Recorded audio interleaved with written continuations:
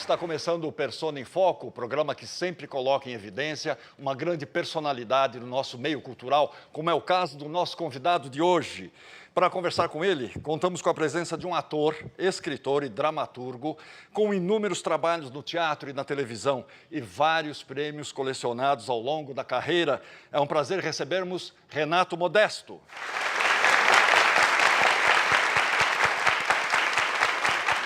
Além do Renato, está conosco um jornalista dos mais renomados, especializado em assuntos de televisão. Ele já esteve em diversas e importantes empresas de comunicação e hoje mantém uma coluna no UOL. Ele foi também diretor de TV. Obrigado por ter aceitado o nosso convite, Flávio Rico. Obrigado. Agora vou falar um pouco sobre o nosso convidado especial de hoje.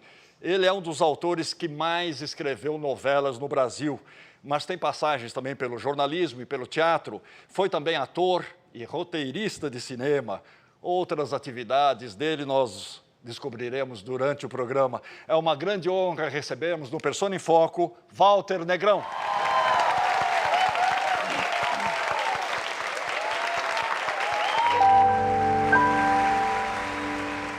A nossa plateia está formada por estudantes de artes cênicas, jovens atores e também convidados da nossa produção que se inscreveram pelo site tvcultura.com.br/persona. Nossos aplausos para vocês também.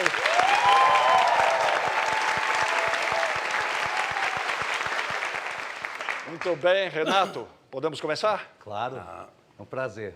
Negrão, você é até hoje um homem do interior. Eu gostaria que você falasse um pouco da sua família, da sua cidade e da presença do trem na sua vida, na sua obra. E também da sua vida para São Paulo. Você veio para São Paulo para estudar ou para trabalhar? Vim para as duas coisas, estudar. Mas eu não estava muito dedicado a isso, não. Meu pai, quando chegamos aqui do interior, você falou da cidade, eu sou de Avaré, no estado de São Paulo. Saí de lá com 14 anos. Nessa época já se trabalhava em São Paulo, aos 14 anos.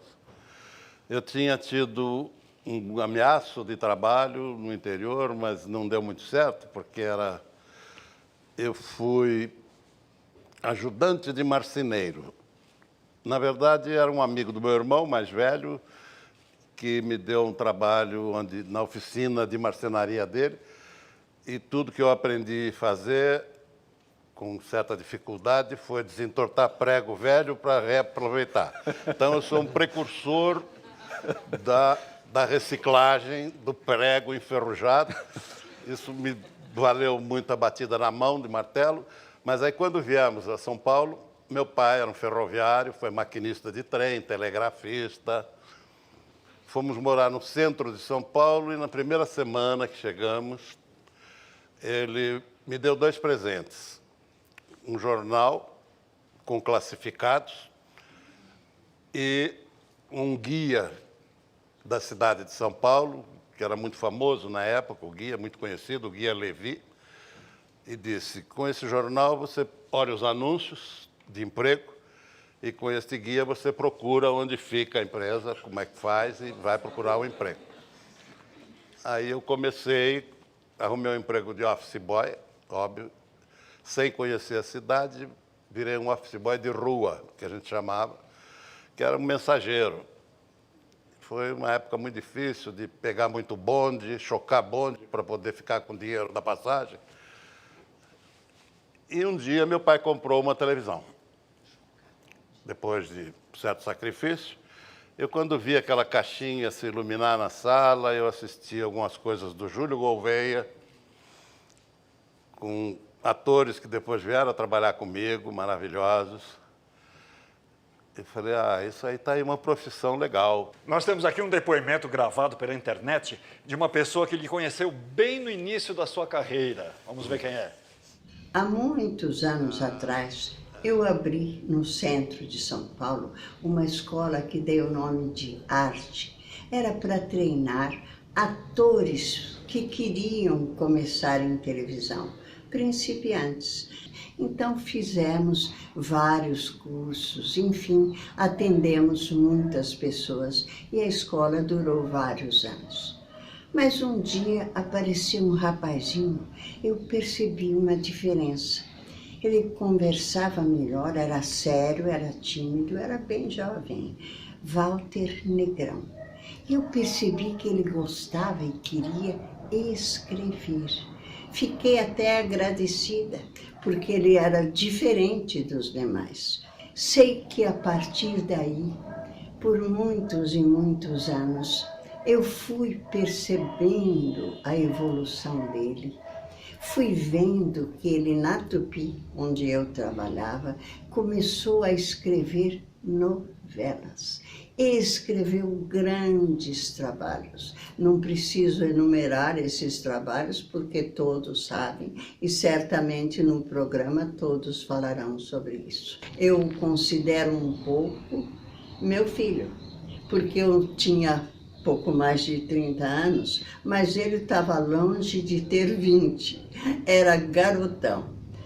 Eu o admiro até hoje e quero bem demais a esse rapazinho que eu conheci quase menino, mas que eu percebi que tinha jeito para ser um grande nome da nossa televisão. Obrigado, Gilda.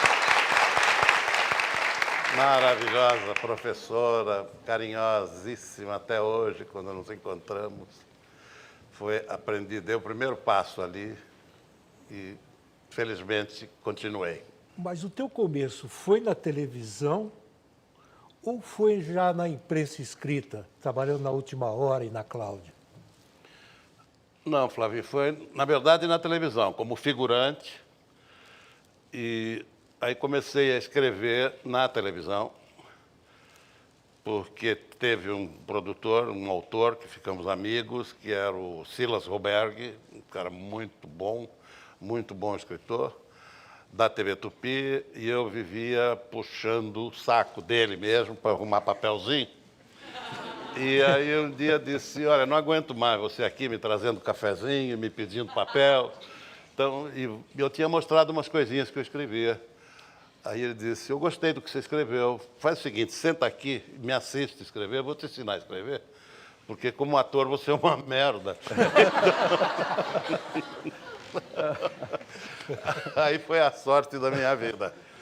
Senão hoje eu estaria fazendo o pai da tia, da amiga, da avó, da mocinha, uma participaçãozinha. Porque depois de fazer o curso da Vida Alves, eu ganhei o direito de me inscrever para figurante na Tupi. E consegui entrar, e aí tinha mais 3 figurantes que tinham entrado, que eram o Boldrin, Rolando Boldrin, o Fulvio Stefanini e o Cláudio Marzo. Os 3 eram mais bonitos, o Boldrin louro, tocava viola e tal, o Fulvio era lindíssimo, um deus grego, o Cláudio Marzo também, eu era o patinho feio. Então, tive que aprender a escrever, não havia outro jeito.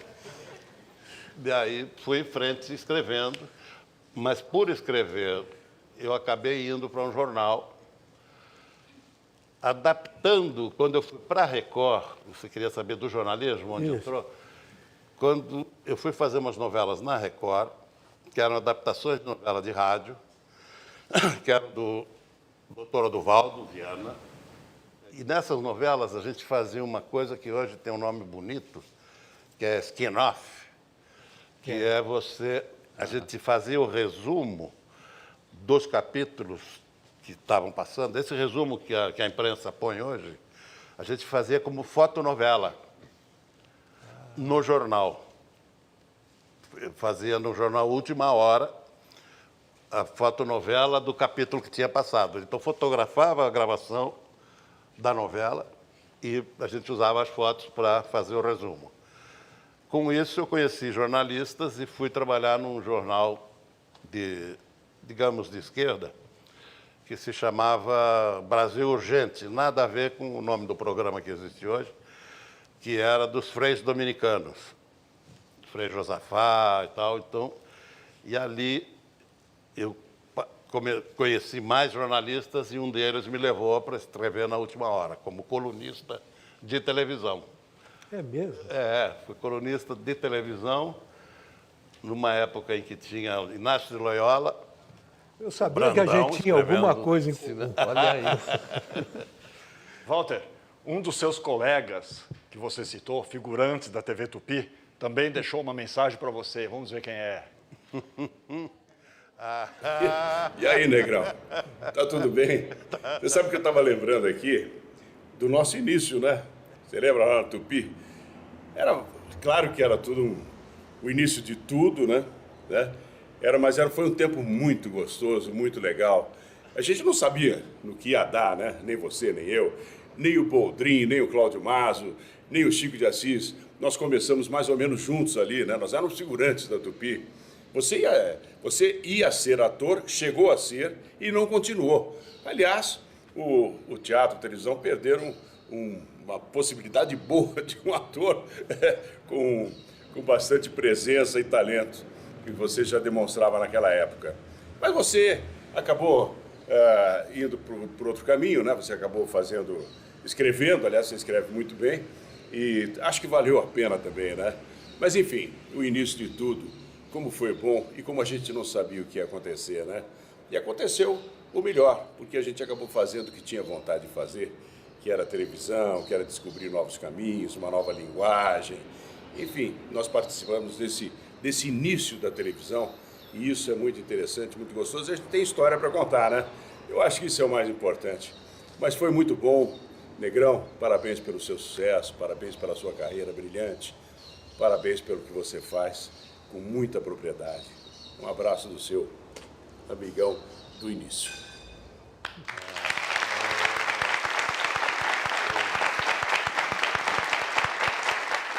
As amizades, como vocês percebem, eram muito profundas e havia muita generosidade nas pessoas acima de nós. Vocês viram pela Vida Alves como ela tratava, como ela observava quem poderia render mais. Então, o caminho, eu acredito que foi para nós, eu, Fulvio e todos nós daquela época, foi menos árduo do que tem sido hoje, até porque a concorrência cresceu muito. Então, dava para se trabalhar, se escrever, se atuar e mostrar, de alguma forma, o trabalho até para ouvir que não servia. Até para dizerem o que já me disseram, cai fora e faz outra coisa. Isso foi sempre muito importante para nós todos. Lembra qual foi o primeiro teleteatro que você escreveu na Tupi? Lembro. E foi o primeiro teleteatro que o Coco fez? Foi o primeiro do Coco. Francisco Coco estreou na televisão numa peça minha. Era um galã, num teleteatro. Ele era galã, fazia teatro, tinha saído da escola de dramática, estava já com uma carreira muito boa no teatro. Ele não só fez a minha primeira novela, a minha primeira peça, como fez a minha primeira novela, que foi uma adaptação do Dr. Oduvaldo Viana, que chamava Renúncia.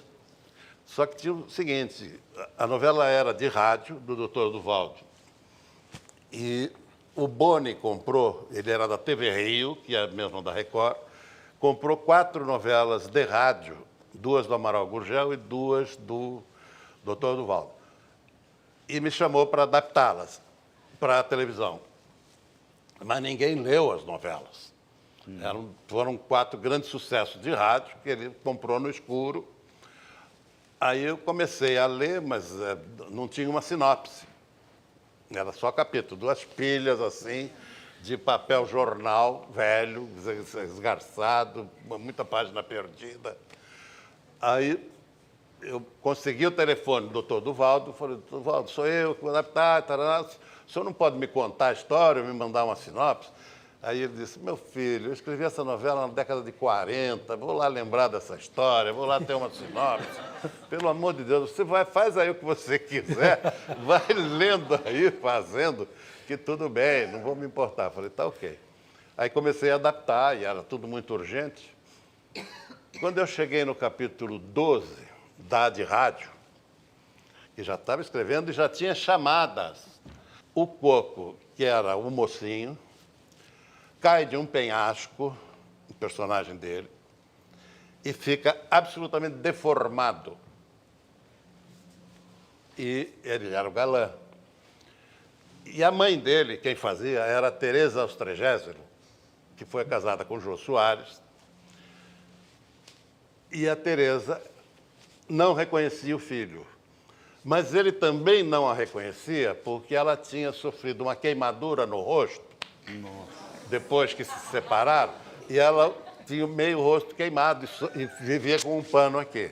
O momento mais difícil dessa novela foi quando o maquiador fez a primeira maquiagem do Coco.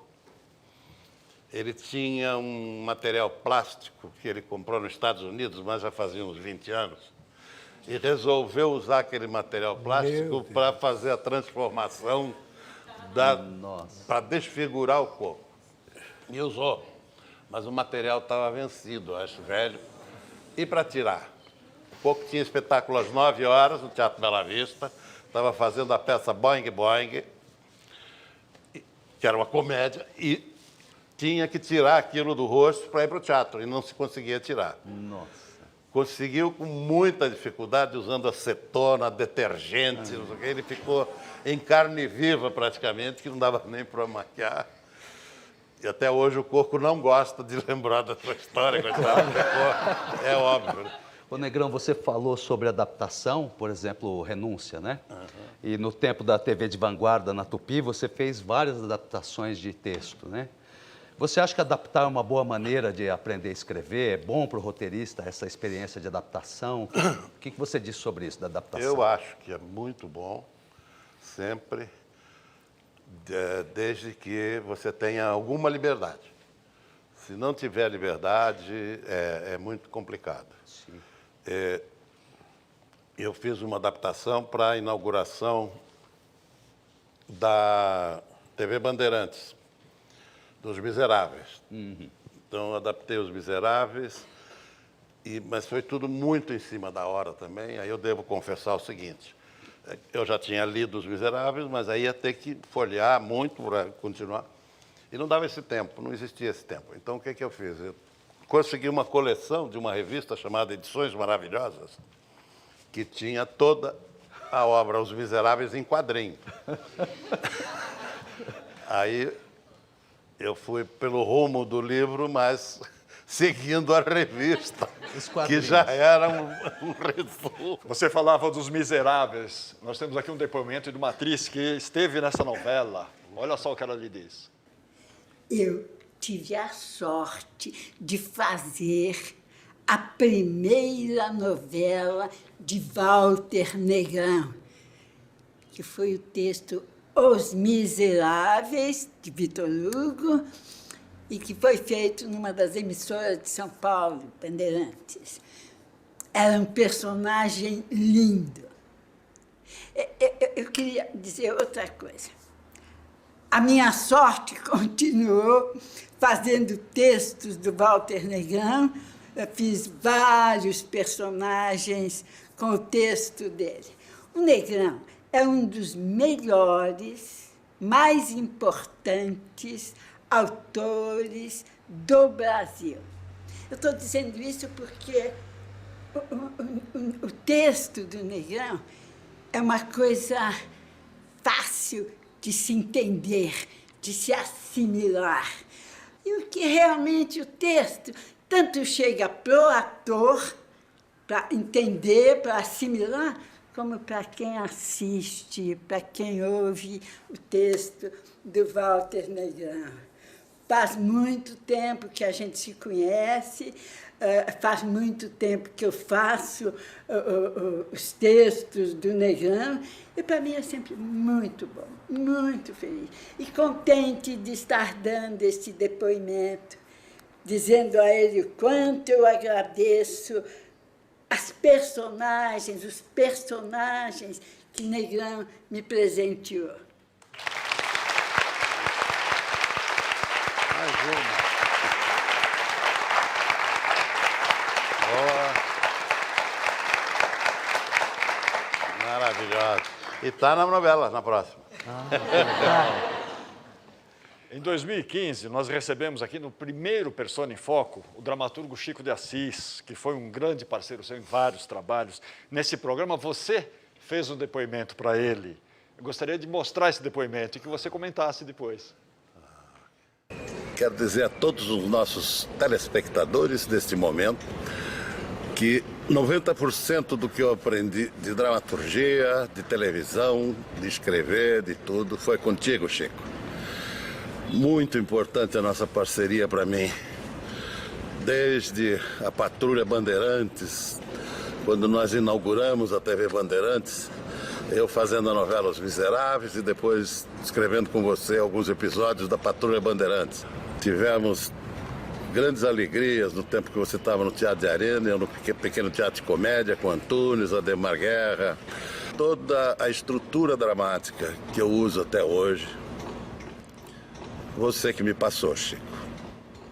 Me passou com uma generosidade muito grande, me passou com muita alegria, com gosto de trabalhar.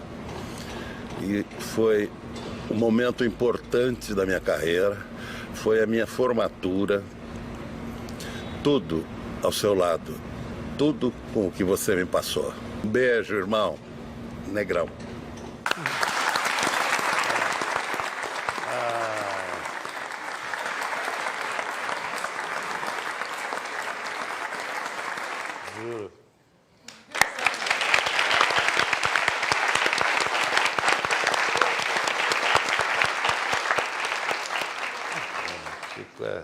Fica demais. Tadinho. Só que antes você trabalhou com o Vietri, não foi? Foi. Será que foi antes? Agora eu não lembro. Foi. E como foi essa experiência de trabalhar com o Vietri? Ah, foi ótima. O Vietri foi um Mas professor. ele era ciumento, né? Era, nossa. Eu tinha que escrever igualzinho a ele. Não podia, porque senão os atores perceberiam quem tinha feito a cena. E se gostassem, ele ia ficar com ciúme. Mas foi muito bom, aprendi muito. Eu tive 3 grandes professores. Foi o Silas, o primeiro. Depois tive o Vietri, que era um sujeito magnífico, que sentava com a página em branco, numa Olivetti, e escrevia capítulo 1, e dali saía. Nossa. E ia direto, sem sinopse, sem nada, com personagem, com tudo. Era fascinante ver o trabalho ele trabalhar. E a gente trabalhava um na frente do outro. 2 escrivaninhas, tipo daquela de jornal de antigamente, que você conheceu, que levantava assim e vinha a Olivetti. E a gente combinava, era quase como o circo. A gente se afinou tanto que combinava como se fosse esquete de circo. Ele me dizia, olha, vamos fazer uma página, fulano e fulana, até de 4 páginas. Ok. Eu vou até o fim da 2, a hora que eu vou terminar a 2, com ele perguntando que horas são. Você responde, são 8 horas, e continua. E combinávamos o que era a cena. Entendi. E era escrito isto direto no papel ectográfico, que é o stencil. Então não podia errar. Não tinha delete, não tinha nada disso. Podia voltar. Então escrevia, e isso dá uma cancha, deu... Como é o negócio da adaptação também, que você também tem que treinar. Uhum. O outro professor foi a figura que apareceu a foto aí, que é o Chico de Assis. Não dá para descrever o quanto eu aprendi com ele. Vamos relembrar 2 novelas que você escreveu junto com o Geraldo Vietri, Antônio Maria e Nino Italianini. Uhum. Ciao Bianca. Tutto bene? Sabe que antes de ir para a mercearia dar uma passada na sua casa, eu queria te fazer um convite. Um convite? Ecco. Para você jantar comigo hoje de noite. Você aceita? Você passa no escritório ou eu venho para casa? Ai, mas que coisa, hein? Mas é que os homens planejam ir à Lua, já que estão tão perto dela, porque não se preocupam também um pouco consigo mesmos, hein? Ou com os seus semelhantes, e inventam uma injeção indolor. Hein? Ai, que doeu, pois que doeu. Hein?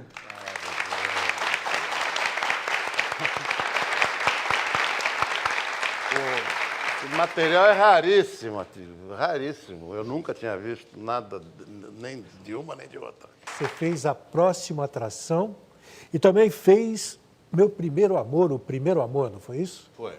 Eu fui contratado e fiz essa Próxima Atração, que era uma novela que não tinha título, e o Boni resolveu botar esse nome porque se passava numa agência de publicidade, então tinha muito a ver com televisão, e ficou esse título, que não queria dizer muita coisa. Depois eu fiz... Primeiro Amor. Foi O Primeiro Amor, que é uma novela que, felizmente, fez muito sucesso, principalmente graças a dois atores que se dedicaram tanto, que desenharam a própria roupa, que criaram tanta coisa, que foram Paulo José e Flávio Miliati, que fizeram Shazam e Xerife. Perfeito. E dali saiu o que eles chamam hoje, que eu já falei, o spin-off, que vira uma coisa que vira outra na televisão, que foi o seriado Shazam, Xerife e Companhia. Negrão, O Primeiro Amor foi traduzida para a televisão mexicana. Foi um caminho inverso. Em vez de traduzir uma novela mexicana para o português, eles é que traduziram uma novela brasileira. Fala um pouco sobre isso. Primeiro Amor foi, eu vendi o texto para eles e eles produziram lá. E quando estava nos últimos 10 capítulos, eu estive lá para assistir o final. E foi muito engraçado ver a diferença de produção de TV Globo. Para ter uma ideia, o Shazam Xerife, eles participavam de uma externa, que era uma lanchonete no alto da Boa Vista, onde chegavam os meninos da turma do Rafa, de moto, e era o point deles lá, do grupinho. E lá no México, isso se transformou no estúdio, que não fazia externa, e era só um armazém com uma prateleira, com umas garrafas, e era só o ruído de moto, e eles chegavam com os capacetes e punham em cima do balcão e davam o texto. Então, a turma do Rafa, que era de motoqueiros, não tinha as motos, só o ruído. Só os capacetes. Só os capacetes e o ruído. Ai, coitadinho da minha novela. Mas foi bem. Foi gostoso de ver. Você estava falando do Shazam, Xerife e Companhia. Isso marcou época na televisão. Um dos participantes desse seriado enviou uma mensagem para você, Negrão. Opa! Falar de Walter Negrão é sempre uma alegria. Uma alegria e uma emoção. E saudade também, sabe? Porque quando a gente fala em Walter Negrão, a gente lembra do Shazam Xerife. Os dois personagens que eu e Paulo fazíamos. E o Walter Negrão, ele sempre permitia que a gente criasse coisas em volta do personagem, no clima do personagem. E a gente criava.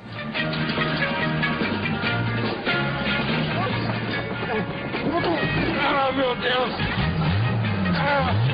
Não consigo parar, xerife! Não consigo parar! Mas faz muito bem, não para não, Sandra! É bom falar nele. É bom falar nele. Porque vem saudade, vem amor, vem amizade. E vem uma lembrança de São Paulo incrível. Obrigado, Walter. Obrigado por tudo que você fez pela gente.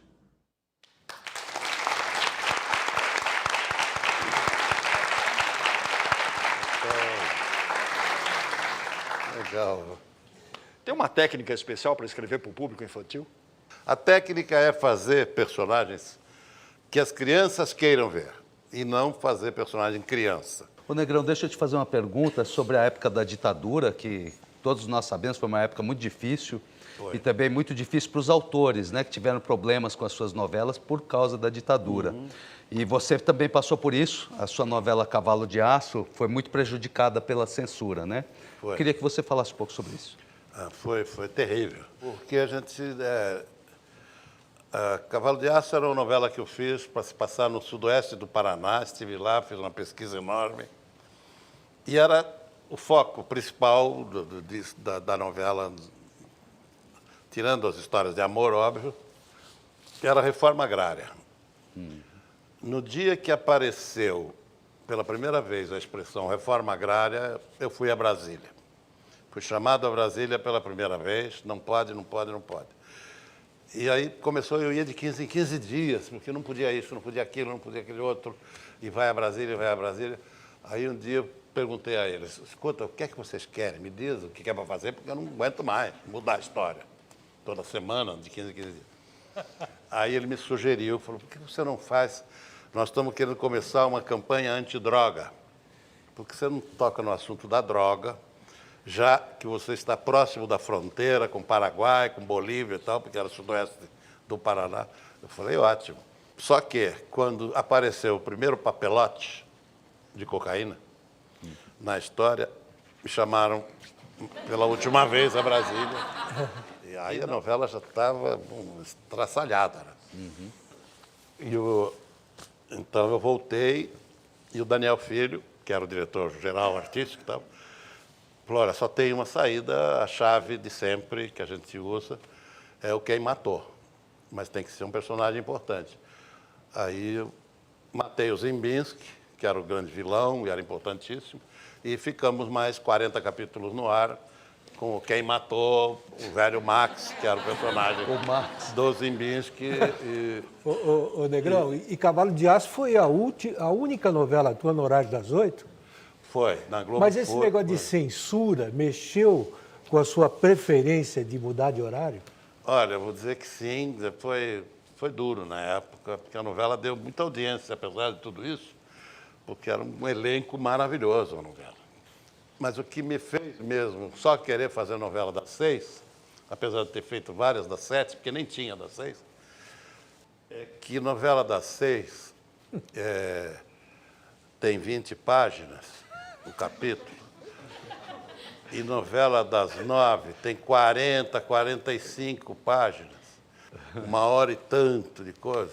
Fora o número de capítulos. Né? Fora o número de capítulos, fora a responsabilidade que é triplicada e com o agravante de que se ganha a mesma coisa. Então, não tem acho dúvida, que dá para né, vocês entenderem. Para quê? Para ficar famoso? Cinderela 77, uma das novelas que você mencionou nessa declaração aí do Chico de Assis. A gente tem um vídeo com um ator que fez parte dessa novela, ele tem uma forte recordação desse trabalho. Eu sei que o amigo é sempre suspeito, mas vocês podem dar o desconto porque Walter Negrão é de fato um campeão. Uma das coisas mais importantes na minha vida e prazerosas como profissional foi trabalhar num texto dele, que eu acho que a garotada toda se lembra, e os mais antigos, como eu, os mais dinossauros, se lembram do Cinderela 77. Como é, Cinderela? Vamos combinar o show. Onde é que tá a Cassandra? Ela ficou em casa estudando o livro do Pequeno Príncipe. Ela é a única inscrita no concurso de Princesa da Abóbora. Quer dizer que não há mais dúvida? Um projeto sensacional que o Walter tinha feito, inclusive com o Chico de Assis, fazendo com que as histórias, os contos de fadas clássicos se transportassem para os dias de hoje. Foi um projeto sensacional e que, lamentavelmente, não pôde ter sequência, porque foi na TV Tupi, que estava nos estertores. De qualquer maneira, Walter, meu irmão, você é um craque. Deus te abençoe. Um beijo. Obrigado por tudo. Meu príncipe. Eu não sou mais príncipe. Quer dançar? Hoje é o dia mais feliz da minha vida. O meu nome é Cinderela, vivo em busca de um amor.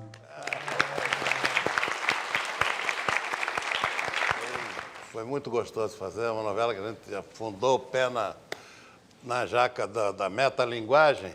E eu costumo dizer que era tão metalinguagem que o príncipe da Cinderela era Rony Fon, o pequeno príncipe. Então, ficou já de cara declarado o que a gente queria. E foi uma novela difícil até de fazer, porque eles tinham muito show. E final de semana, e não podiam gravar e tal. Mas nós tínhamos um recurso que valia tudo na novela, que era a bruxa transformava os dois em crianças. Cada vez que eles tinham um show fora de São Paulo, Virava criança. Então, a gente Virava continuava a trama com eles criança, no outro contexto. Muito bom. Eu fico emocionado de fazer essa próxima pergunta agora, porque a mesma coisa que você disse do Chico, eu posso dizer de você. Você foi o meu grande mestre, assim, o que eu aprendi na televisão, eu aprendi com você. Então eu tenho muita gratidão e muita honra, sabe? Então eu te agradeço demais. Que isso.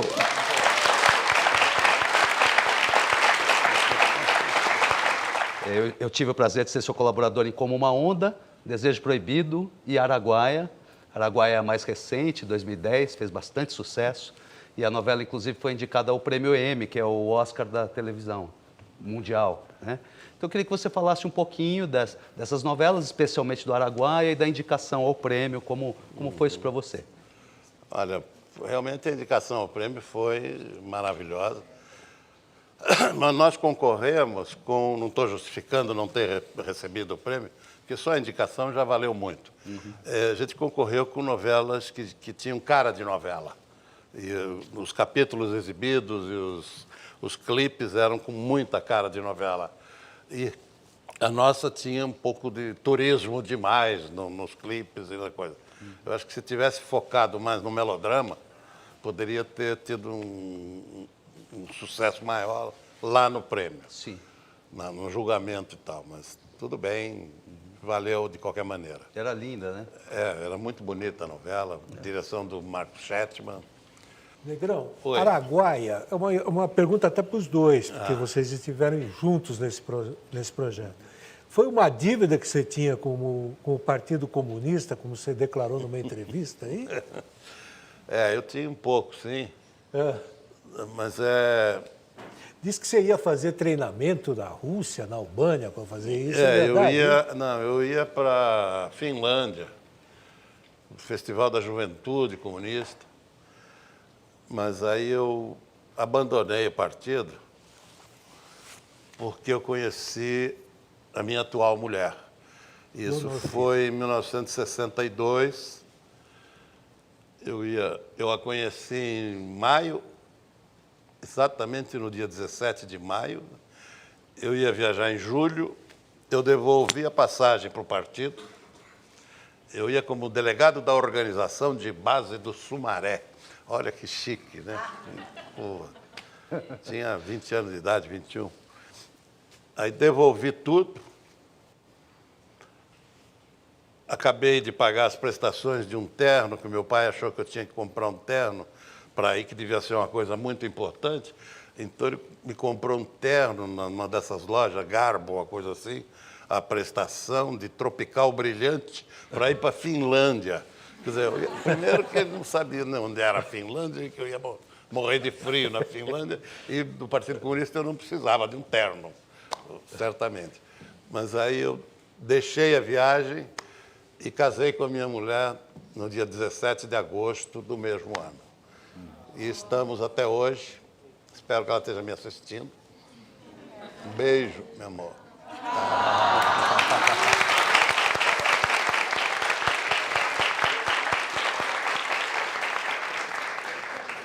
Negrão, Araguaia, mais um depoimento, agora de um ator que trabalhou nessa e em uma outra novela sua. Vamos ver quem é. Eu tive o privilégio de trabalhar 2 vezes com Walter Negrão. Primeira vez numa novela chamada Vila Madalena, na TV Globo, lá pelo final dos anos 90.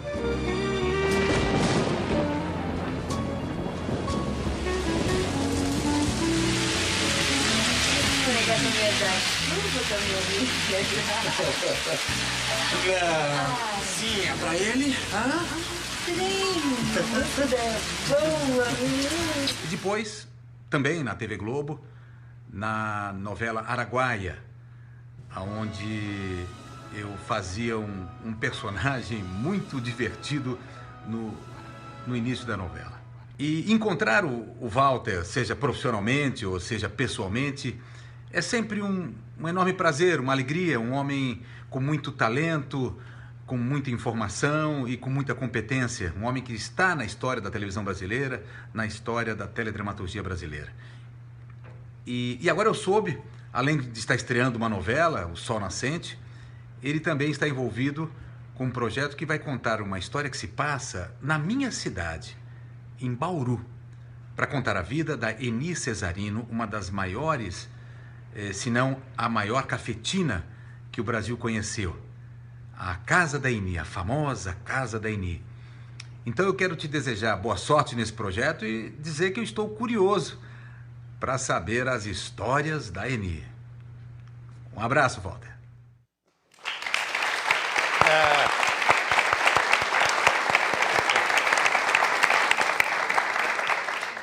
Grande Edson, vizinho, né? Eu sou de Avaré, ele de Bauru. E o projeto da Eni está pronto, nós escrevemos, eu escrevi com... Foi a primeira parceria minha com Suzana Pires e Júlio Fischer. O Júlio já tinha trabalhado comigo antes. A primeira coautoria nossa e são 10 capítulos que ficaram prontos, mas ainda não foram escalados para entrar na grade. A história dela, você sabe disso, você é de Bauru, é muito interessante. Uma mulher com uma história envolvendo políticos, envolvendo muita gente importante. Dava outra Lava Jato, só lá no bordel dela. Ô, Negrão, você, como a gente já falou aqui no programa, é o autor que mais escreveu novelas das 6, né? E em uma delas, Flor do Caribe, você abordou o tema do nazismo, o tema da intolerância. E como foi lidar com temas assim tão importantes, mas tão adultos, né, pesados, de certa forma, nesse horário, que normalmente é dedicado para temas mais leves, né? Não é fácil, não, porque existe uma vigilância muito grande da própria emissora, se a novela não vai ficar muito pesada. Sim. Não vai ficar, sabe...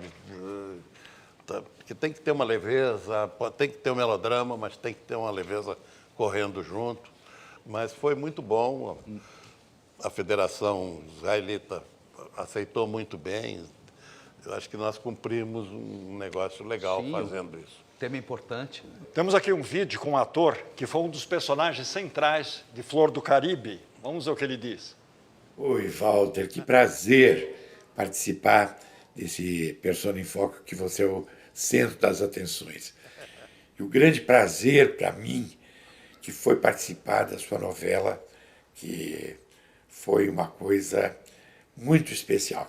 O Dionísio, da Flor do Caribe, foi um presente para qualquer ator. Está tudo relacionado aí, Alberto. Todo o nosso patrimônio. As salinas, eu estou vendo. E principalmente a exportação de diamantes. Embora fosse um personagem terrível, extremamente cruel, ele colocou em pauta, de uma forma até, eu diria, profética mesmo, a questão da intolerância, né?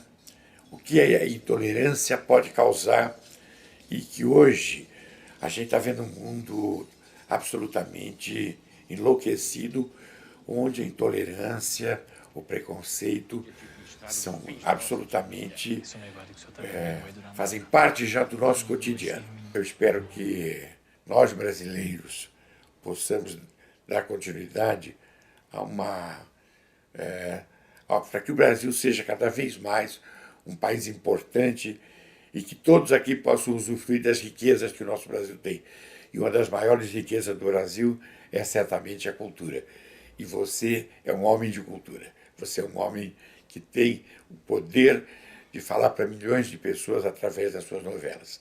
Então, muito obrigado por tudo e desejo todo sucesso e parabéns por tudo, viu? Um beijão.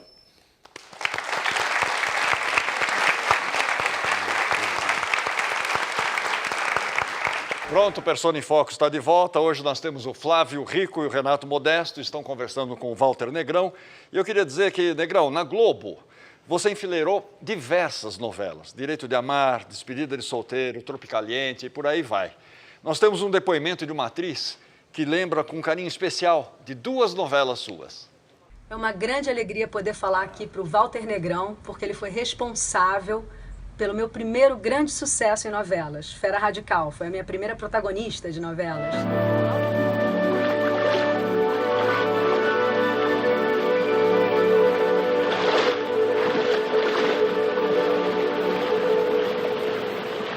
Vai ficar aí a vida toda? Não pode? Não acho graça. Logo depois, ele e o Calmon escreveram também Top Model, que foi uma novela que me deu grande prazer também, que foi muito importante para mim. Ai, que susto que você me deu. O doutor Alex, ele não gosta que mexam nesse carro. Por quê? Que carro é esse? Esse é o carro que matou a dona Letícia. Essas duas novelas fazem parte das minhas preferidas, certamente, mas não só das minhas preferidas, porque até hoje muita gente vem falar comigo especialmente sobre esses dois trabalhos. E olha que já faz um tempinho, né? Então, eu queria agradecer aqui ao teu talento de novelista, a tua importância para a dramaturgia da telenovela brasileira. Eu acho que eu tive a alegria de, além de assistir às tuas novelas quando pequena e amar, além de você ter me inspirado, você me deu essas duas personagens maravilhosas. Eu sou muito feliz por isso, porque eu acho que um ator, ele é feito das personagens que ele interpreta e das histórias que ele ajuda a contar. Então, eu te agradeço por ter tido essa sorte de fazer essas duas personagens maravilhosas logo no começo da carreira. Eu acho que você foi pé quente para mim. Muito obrigada. Parabéns e até hoje está aí firme, trabalhando, produzindo novelas incríveis. Um beijão.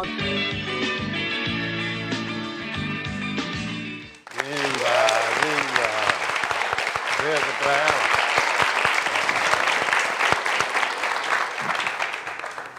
Ô Negrão, a gente falou um pouquinho que você foi ator, né? No começo da carreira, e eu queria te pedir para falar um pouquinho mais a respeito disso, do trabalho como ator. Você trabalhou num filme dirigido pelo Adriano Stewart, certo? E você fez teatro com Antunes Filho. Fiz. Então eu quero que você me conte o seguinte, por que você parou de atuar? Você achou que não gostava mais de ser ator? Ou o trabalho como escritor tomou todo o seu tempo, você não pôde mais? Por que você parou?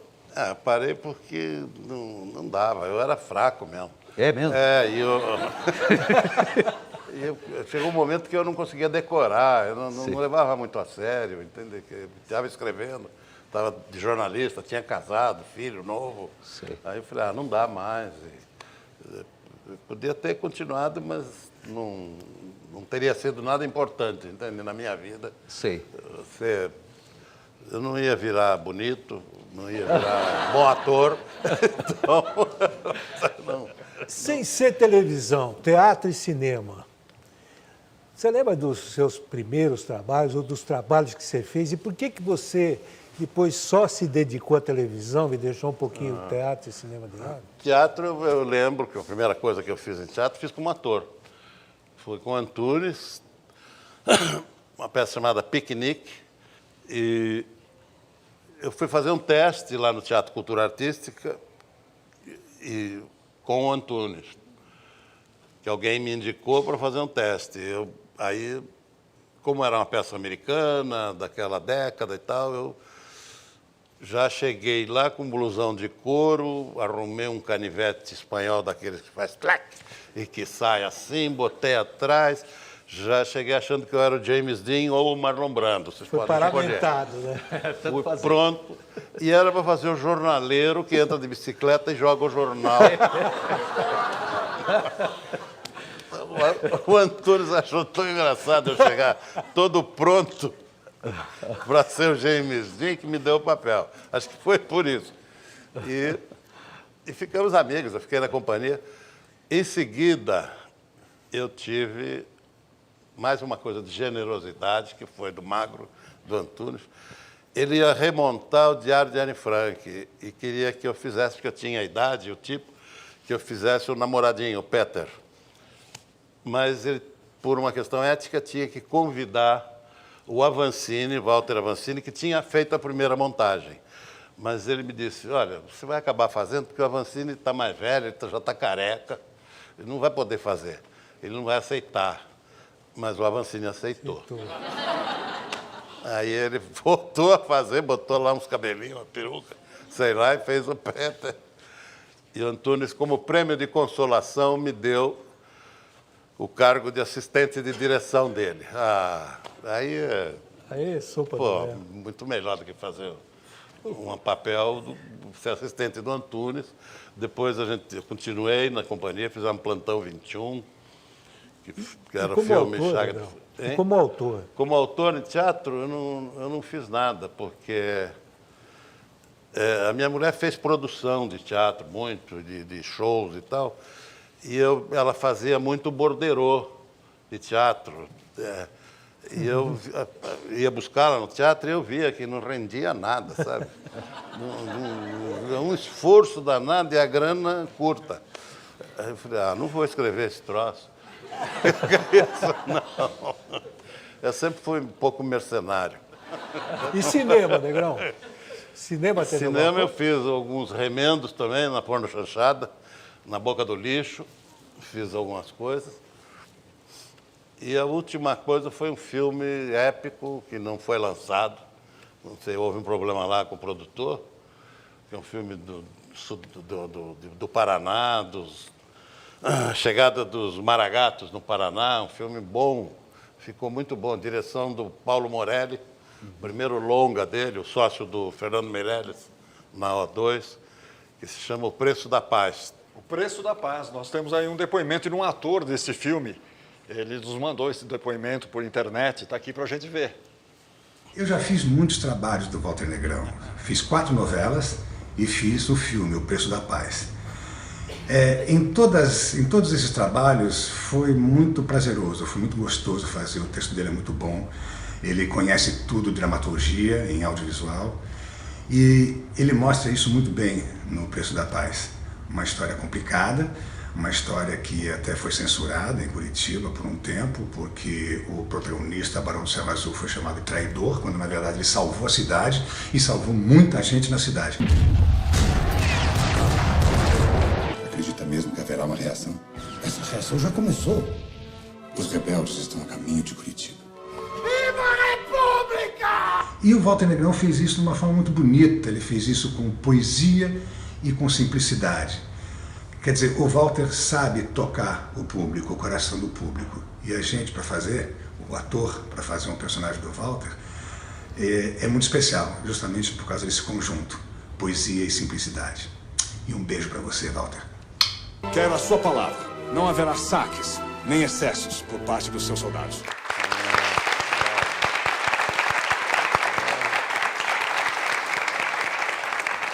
Ô Negrão, você disse numa entrevista que você escrevia de pijama e que você tem um casaco que te dá sorte.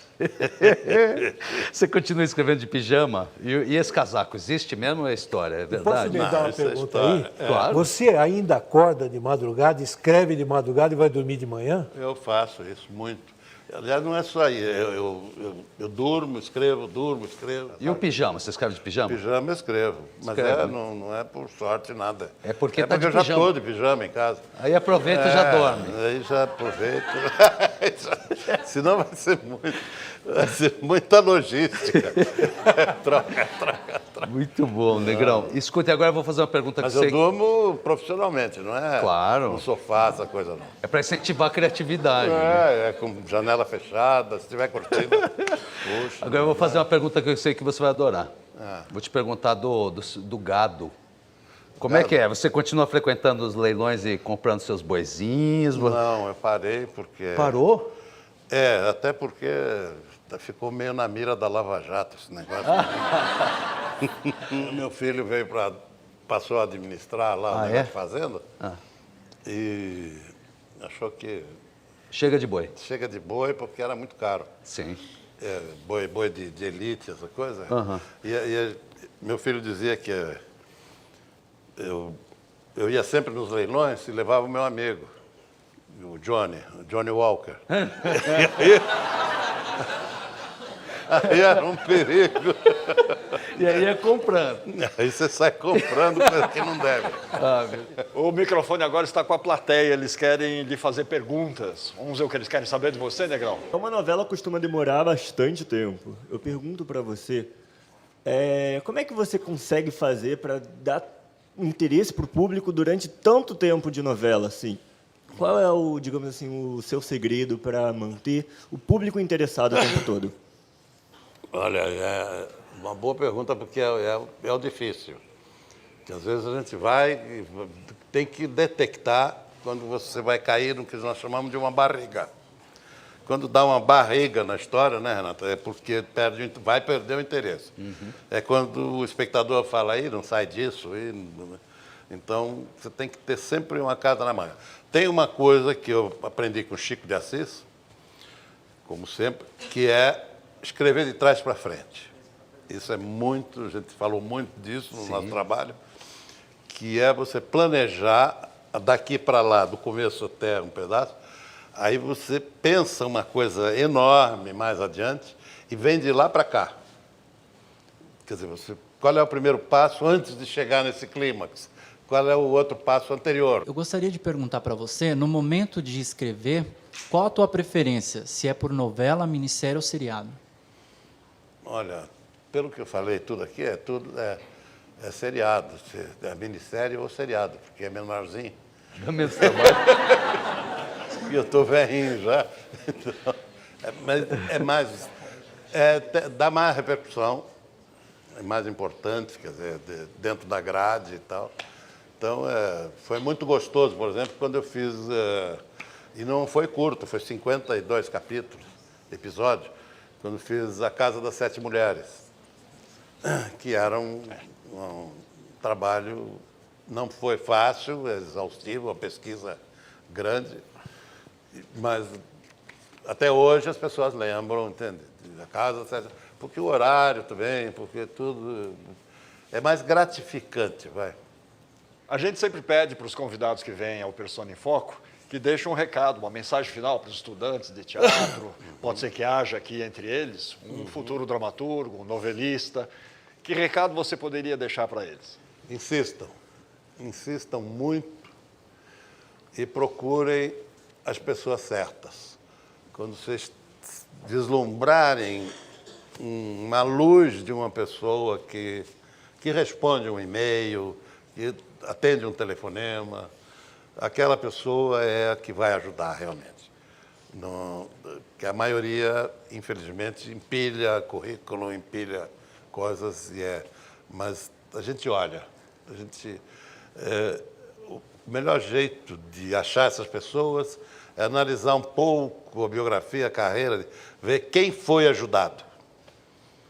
Eu costumo dizer que eu procuro ajudar muito, porque eu fui muito ajudado, vocês viram aqui. Confessei todas as facilidades que eu tive. Então, tem que passar para frente isso, não pode ter essa arrogância, nem a vaidade. Obrigado. Tem que renovar e tem que observar o que os outros estão fazendo, principalmente.